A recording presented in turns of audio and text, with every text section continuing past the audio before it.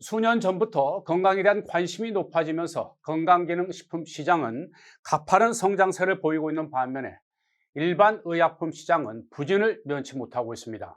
지난 1월 13일 식약처가 공개한 자료를 보면 지난 10년간 건강기능식품 생산액은 187%, 즉 3배 가까이 늘어난 데 비해서 일반 의약품의 전체 생산 규모는 26% 증가하는 데 그쳤습니다. 2020년 일반약 생산 실적은 3조 1,779억 원, 전년 대비 1.4% 줄었습니다. 일반약 생산 실적이 전년보다 감소한 것은 2012년 이후 8년 만에 처음입니다.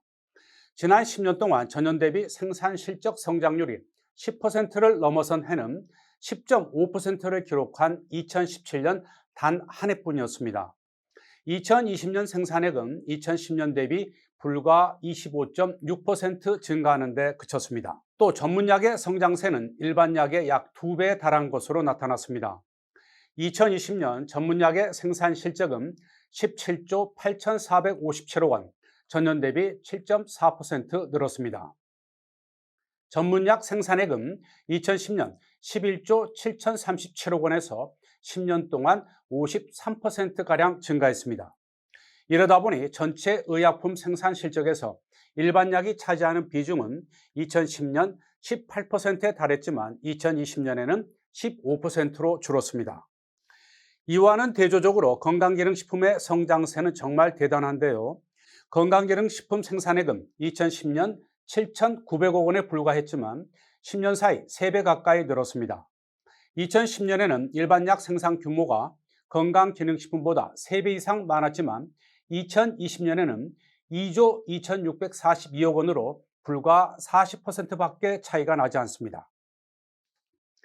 이런 추세라면 조만간 건강기능식품의 생산 실적이 일반약을 초월할 것으로 보입니다.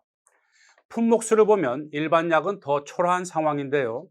2020년 품목수는 5,280개로 10년 전에 비해서 오히려 18% 가까이 줄었습니다. 반면에 전문약과 건강기능식품은 품목수가 크게 증가했습니다.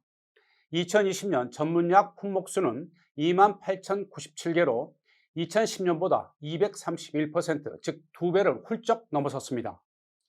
건강기능식품 품목수는 2020년 15,946개로 10년 전보다 3배 이상 많아졌습니다.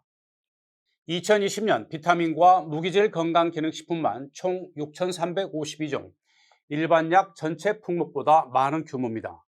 이 가운데 홍삼 제품의 성장세를 보면 더 놀랍습니다.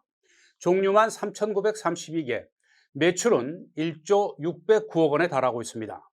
이 같은 현상은 건강관리에 대한 관심이 갈수록 높아지면서 건강기능식품에 대한 수요가 커진 탓도 있지만 제약사들도 일반약보다 건강기능식품, 즉 건기식 시장 공략에 훨씬 더 적극적이기 때문이라는 분석이 나오고 있습니다.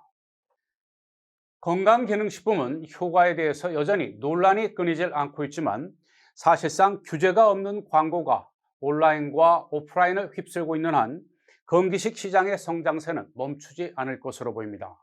여러분 고맙습니다.